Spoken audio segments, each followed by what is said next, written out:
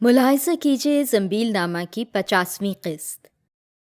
قاضی عبدالستار کی تحریر۔ رزو باجی۔ سیتاپور میں تحصیل سدولی اپنی جھیلوں اور شکاریوں کے لیے مشہور تھی۔ اب جھیلوں میں دھان بویا جاتا ہے، بندوقیں بیچ کر چکیاں لگائی گئی ہیں اور لائسنس پر ملے ہوئے کارتوس بلیک کر کے شیروانیاں بنائی جاتی ہیں۔ یہاں چھوٹے چھوٹے قصبوں کا زنجیر پھیلا ہوا تھا، جن میں شیوخ آباد تھے جو اپنے مفرور ماضی کی یاد میں ناموں کے آگے خان لگاتے تھے اور ہر قسم کے شکار کے لیے غنڈے، کتے اور شکرے پالتے تھے۔ ان میں سہارنپور کے بڑے بھیا رکھو چچا اور چھوٹے بھیا پاچو چچا بہت ممتاز تھے۔ میں نے رکھو چچا کا بڑھاپا دیکھا ہے۔ ان کے سفید ابروؤں کے نیچے آنکھوں سے چنگاریاں اور آواز سے لپٹیں نکلتی تھیں۔ رزو باجی انہی رکھو چچا کی اکلوتی بیٹی تھیں۔ میں نے لڑکپن میں رزو باجی کے حسن اور اس جہیز کے افسانے سنے تھے جسے ان کی 2 سوتیلی صاحب جائیداد مائیں جوڑ جوڑ کر مر گئی تھیں۔ شادی بیاہ کی محفلوں میں میراثنیں اتنے لقلقے سے ان کا ذکر کرتی تھیں کہ ٹیڑھے بیچے لوگ بھی ان کی ڈیوڑی پر منڈلانے لگتے۔ جب رزو باجی کی ماں مر گئیں اور رکھو چچا پر فالج گرا تو انہوں نے مجبور ہو کر ایک رشتہ قبول کر لیا، مگر رزو باجی پر عین منگنی کے دن جنات آ گئے اور رزو باجی کی ڈیوڑی سے رشتے کے کاگا ہمیشہ کے لیے اڑ گئے۔ جب رکھو چچا مر گئے تو پاچو چچا ان کے ساتھ تمام ہندوستان کی درگاہوں کا پیکرما کرتے رہے، لیکن جناتوں کو نہ جانا تھا نہ گئے۔ پھر رزو باجی کی عمر ایسا پیمانہ بن گئی جس کے قریب پہنچنے کے خوف سے سوکھی ہوئی کنواریاں لرز اٹھتیں۔ جب بھی رزو باجی کا ذکر ہوتا میرے وجود میں ایک ٹوٹا ہوا کانٹا کھٹکنے لگتا اور میں اپنے یادوں کے کارواں کو کسی فرضی مصروفیت کے صحرا میں دھکیل دیتا۔ انہی رزو باجی کا جب رجسٹری لفافہ مجھے ملا تو میں ایسا بدحواس ہوا کہ خط پھاڑ دیا۔ لکھا تھا کہ وہ حج کرنے جا رہی ہیں اور میں فوراً سہارنپور پہنچ جاؤں، لیکن اس طرح کہ گویا میں ان سے نہیں پاچو چچا سے ملنے آیا ہوں، اور یہ بھی کہ خط پڑھنے کے بعد فوراً جلا دوں۔ میں نے رزو باجی کے ایک حکم کی فوری تعمیل کر دی۔ خط کے شعلوں کے اس پار ایک دن چمک رہا تھا، 15 سال پہلے کا ایک دن، جب میں BA میں پڑھتا تھا اور محرم کرنے گھر آیا ہوا تھا۔ محرم کی کوئی تاریخ تھی اور سارنگپور کا سپاہی خبر لایا کہ دوسرے دن مسرک اسٹیشن پر شام کی گاڑی سے سواریاں اتریں گی۔ ہماری بستی کے محرم سارے ضلع میں مشہور تھے، اور یہ مشہور محرم ہمارے گھر سے وابستہ تھے، اور دور دور سے عزیز و اقارب محرم دیکھنے آیا کرتے تھے، اور ہمارا گھر شادی کے گھروں کی طرح گھم گھمانے لگتا تھا۔ اس خبر نے میرے وجود میں قمقمے جلا دیے۔ میں رزو باجی کو، جن کی کہانیوں سے میرا تخیل آباد تھا، پہلی بار دیکھنے والا تھا۔ عید کی چاند رات کے مانند وہ رات بڑی مشکل سے گزری، اور صبح ہوتے ہی میں انتظامات میں مصروف ہو گیا۔ چھوٹے چھوٹے ادھے، جن کو لہڑو بھی کہتے ہیں، سنوارے گئے، بیل صابن سے نہلائے گئے، ان کو نئی اندھیریاں، سنگوٹیاں اور حمیلیں پہنائی گئیں، دھراؤ جھولیں اور پردے نکالے گئے، گھوڑے کے عیال تراشے گئے، زین پر پالش کی گئی اور سیاہ اطلس کا پھٹا باندھا گیا جو اس کے سفید جسم پر پھوٹ نکلا۔ ساتھ جانے والے آدمیوں میں اپنی قمیضیں بانٹتیں اور جیب خرچ سے دھوتیاں خریدتیں، اور دوپہر ہی سے کلف لگی برجس پر لانگ بوٹ پہن کر تیار ہو گیا اور 2 بجتے بجتے سوار ہو گیا، جبکہ 6 میل کا راستہ میرے گھوڑے کے لیے 40 منٹ سے کسی طرح زیادہ نہ تھا۔ اسٹیشن ماسٹر کو، جو ہمارے تحائف سے زیر بار رہتا تھا، اطلاع دی گئی کہ ہمارے خاص مہمان آنے والے ہیں، اور مسافر خانے کے پورے کمرے پر قبضہ جما لیا۔ گاڑی وقت پر آئی، لیکن ایسی خوشی ہوئی جیسے کئی دن کے انتظار کے بعد آئی ہو۔ فرسٹ کلاس کے دروازے میں سارنگپور کا مونوگرام لگائے ایک بوڑھا سپاہی کھڑا تھا۔ ڈبے سے مسافر خانے تک قناتیں لگا دی گئیں۔ آگے آگے پھوپھی جان تھیں۔ ایک رشتے سے رکھو چچا ہمارے چچا تھے اور دوسرے رشتے سے ان کی بیوی ہماری پھوپھی تھیں۔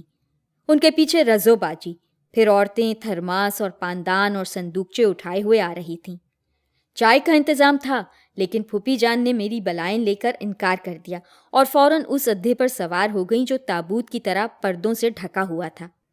رزو باجی بھی اس میں غروب ہو گئیں، جن کے ہاتھ سیاہ برقوں پر شولوں کی طرح تڑپ رہے تھے۔ دوسرے ادوں پر عورتوں کو سامان کے ساتھ چڑھا دیا گیا۔ سیاہ بیلوں پر میرا چھوٹا سا ادا خالی اڑ رہا تھا، اور میں پھوپھی جان کے ادھے کے پہلو میں چھل بل دکھاتے ہوئے گھوڑے پر بھاگ رہا تھا۔ میں جو کبھی ہوائی بندوق ہاتھ میں لے کر نہ چلا تھا، آج 12 بور کی پنجپھیری اس امید پر لادے ہوئے تھا کہ اگر اڑتا ہوا طاؤس گرا لیا تو رزو باجی ضرور متاثر ہو جائیں گی۔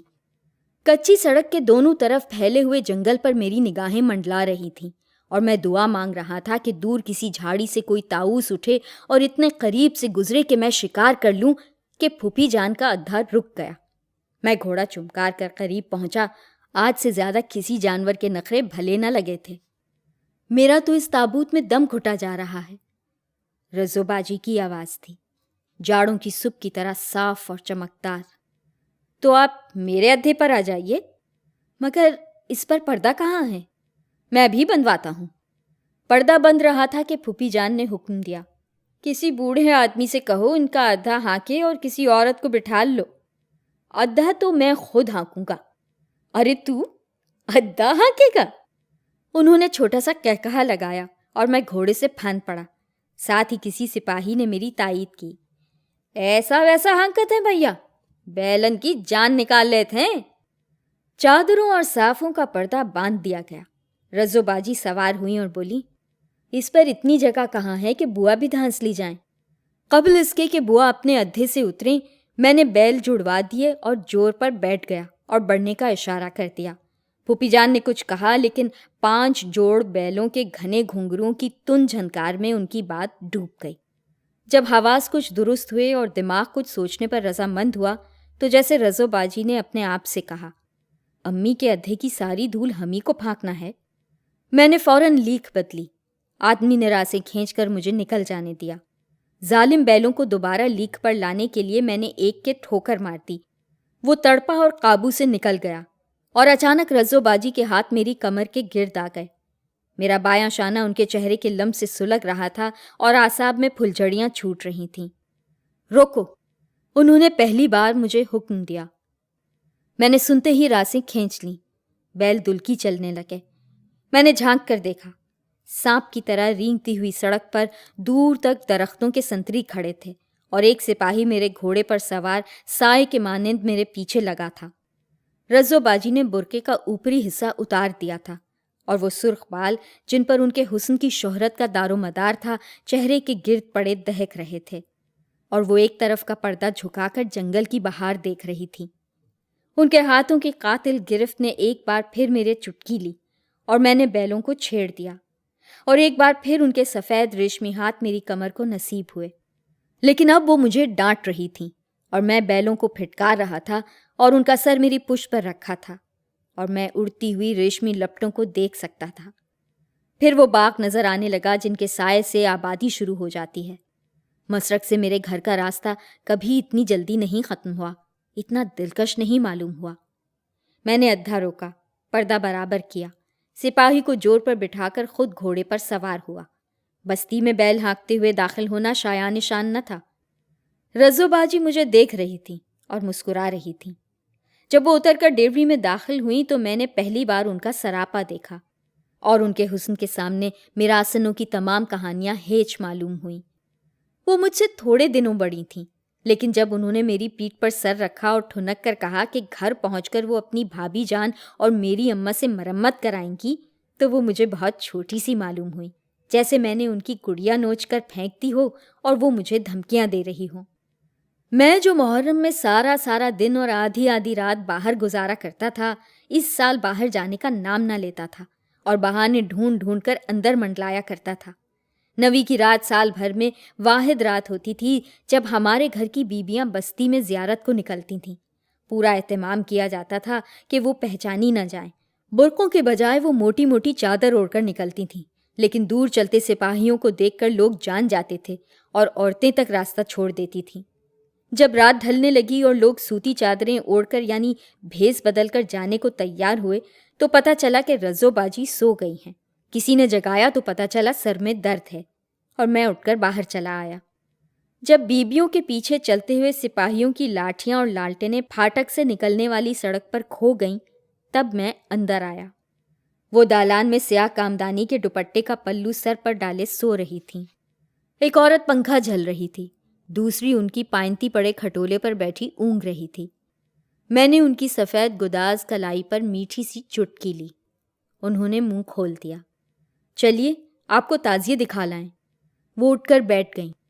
میں نے ان کا ہاتھ پکڑ لیا جسے انہوں نے عورتوں کو دیکھ کر جلدی سے چھڑا لیا اور کھڑی ہو گئیں۔ میرے سر میں بہت درد ہو رہا ہے۔ زیارت کی برکت سے دور ہو جائے گا، میں نے بڑے جذبے سے کہا۔ انہوں نے کپڑوں پر نگاہ ڈالی۔ اگر ان سے خراب کپڑے آپ کے پاس ہوں تو پہن لیجئے، اور میں نے ان کے پلنگ سے چکن کی چادر اٹھا کر ان کے شانوں پر ڈال دی۔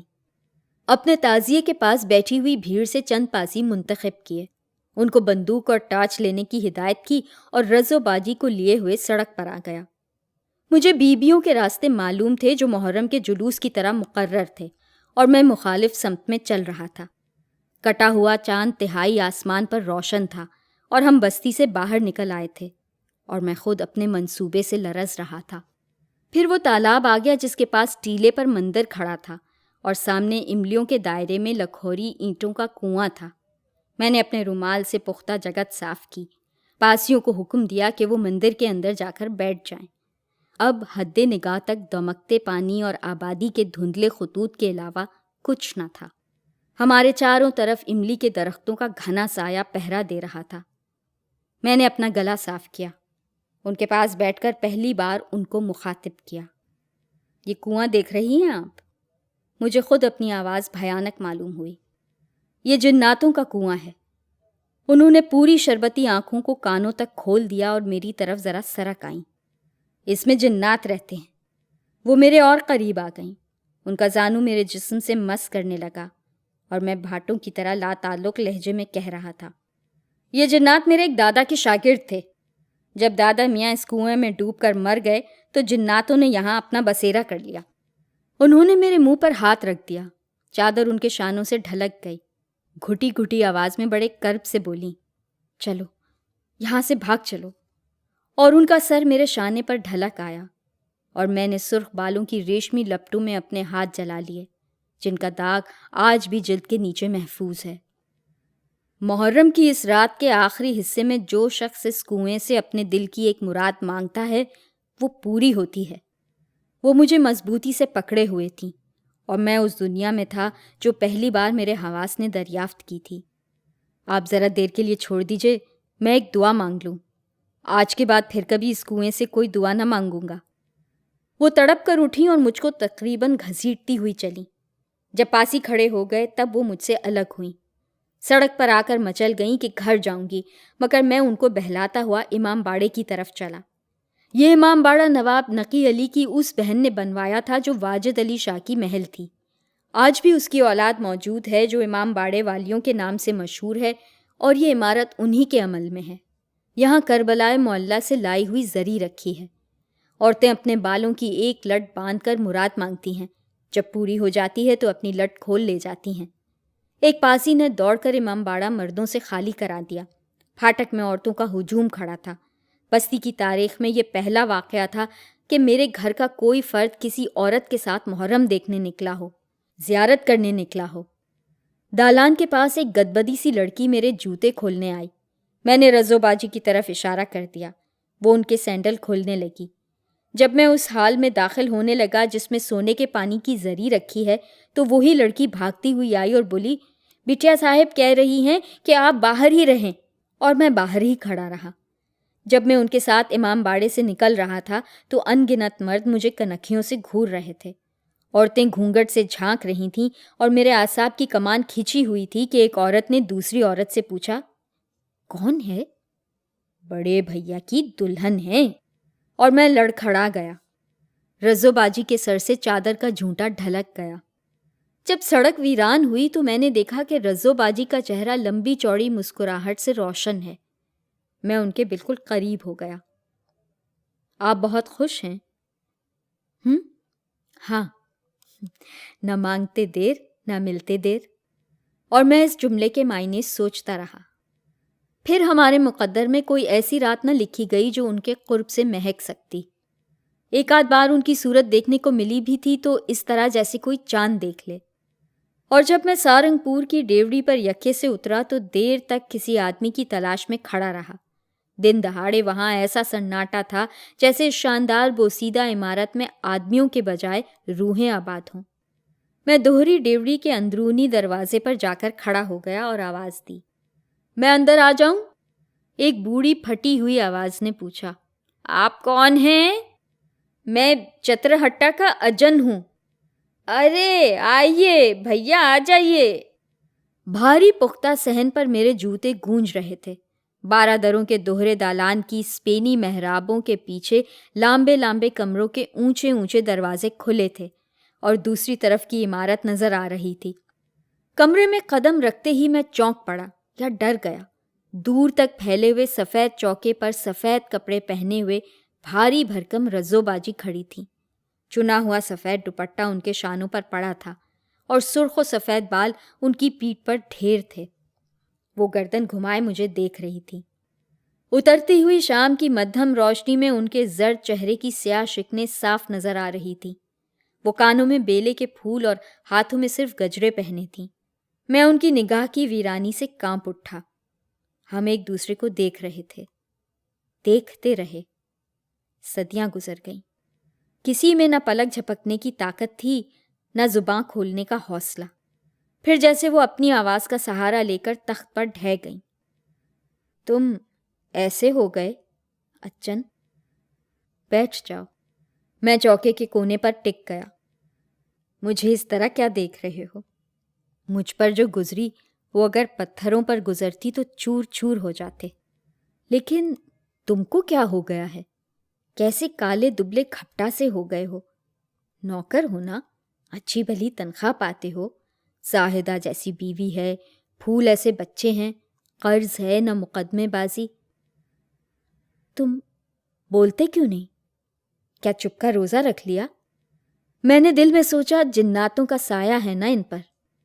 آپ نے 15 برس بعد روزہ توڑنے کو کہا بھی تو اس وقت کی زبان ذائقہ بھول چکی ہے اور معدہ قبول کرنے کی صلاحیت کھو چکا۔ انہوں نے مجھے اس طرح دیکھا جیسے میرے سر پر سینگ نکل آئے ہوں۔ وہ بوڑھی عورت میرے سوٹ کیس کو نیچے سے لیے ہوئے چلی آ رہی تھی۔ پھر پاچو چچا آ گئے، دبلے پتلے سے پاچو چچا جن کے شکار کی ایک زمانے میں دھوم تھی۔ رات کا کھانا کھا کر دیر تک باتیں ہوتی رہیں۔ جب رزو باجی اٹھ گئیں تو چچی جان نے سرگوشی میں کہا، آج نوچندی جمعرات ہے، بٹیا پر جن کا سایہ ہے وہ آنے والے ہیں۔ تمہارا بستر اپنی طرف لگوایا تھا لیکن بٹیا نے اٹھوا لیا۔ اگر ڈرنا تو آواز دے لینا یا چلے آنا، بیچ کا دروازہ کھلا رہتا ہے۔ جمعرات کا نام سن کر میرے رونگٹے کھڑے ہو گئے مگر خاموش رہا۔ ان کے ہاتھ سے گلوریاں لے کر منہ میں دبائیں اور کھڑا ہو گیا۔ وہ اپنے سب سے چھوٹے بچے کو تھپکتی رہیں۔ پاچو چچا مجھے بھیجنے آئے۔ دالان میں 2 بستر لگے تھے۔ ان کے درمیان ایک کھٹولا پڑا تھا جس پر رزو باجی کی بوا ڈھیر تھیں۔ پاچو چچا مجھے صحن میں چھوڑ کر لالٹین لیے ہوئے رخصت ہو گئے۔ ایک کالا جھبرا جھبرا کتا ایک طرف سے نکلا اور مجھے سونگتا ہوا چلا گیا۔ پھر ایک دروازے سے رزو باجی نکلیں اور سارے میں مشک کی خوشبو پھیل گئی۔ ان کے کپڑے نئے اور پھول تازے تھے۔ صحن میں اکتوبر کی چاندنی کا فرش بچھا تھا۔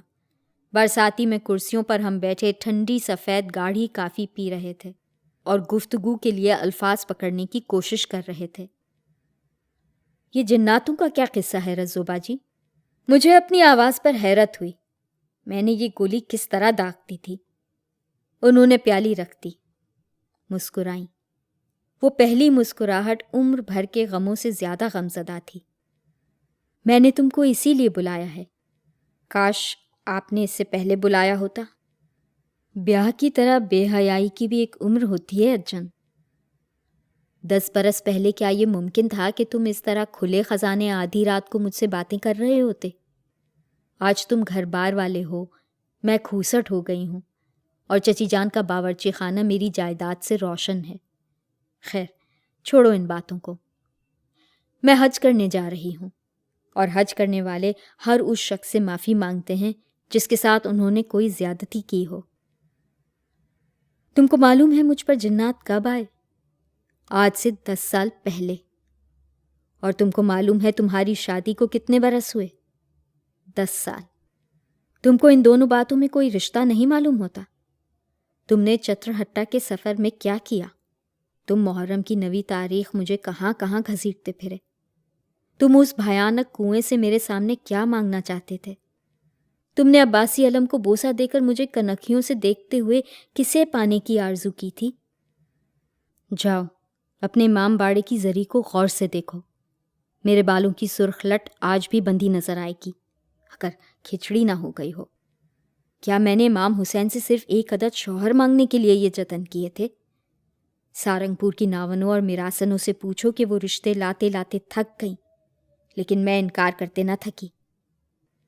کیا مجھ سے تم یہ چاہتے تھے کہ میں سارنگپور سے ستو باندھ کر چلوں اور چترہٹ کی دیوڑی پر دھونی رما کر بیٹھ جاؤں، اور جب تم برآمد ہو تو اپنا آنچل پھیلا کر کہوں کہ حضور مجھ کو اپنے نکاح میں قبول کر لیں کہ زندگی سوارت ہو جائے؟ تم نے رکھو میاں کی بیٹی سے وہ بات چاہی جو رکھو میاں کی طوائفوں سے بھی ممکن نہ تھی۔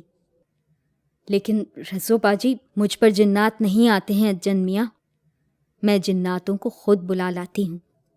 اگر جنات نہ آتے تو کوئی دولہا آ چکا ہوتا، اور تب اگر جناتوں کا کنواں، عباسی علم اور زری مبارک تینوں میرے دامن کو ایک مراد سے بھر دینے کی خواہش کرتے تو میں کیا کرتی؟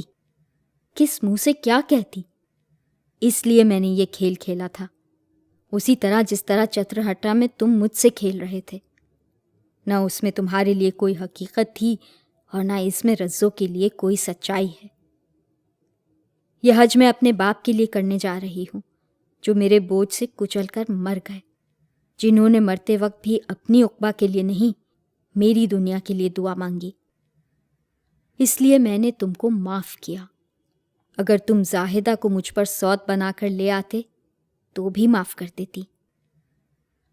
وہ نرکل کے درخت کی طرح لرز رہی تھیں، ان کا چہرہ دونوں ہاتھوں میں چھپا ہوا تھا، 2 رنگی شال شانوں سے ڈھلک گئی تھی، سرخ بالوں میں برابر پروئے ہوئے چاندی کے تار جگمگا رہے تھے، اور مجھے محسوس ہو رہا تھا جیسے زندگی رائیگاں چلی گئی، جیسے میری بیوی نے مجھے اطلاع دی ہو کہ میرے بچے نہیں ہیں۔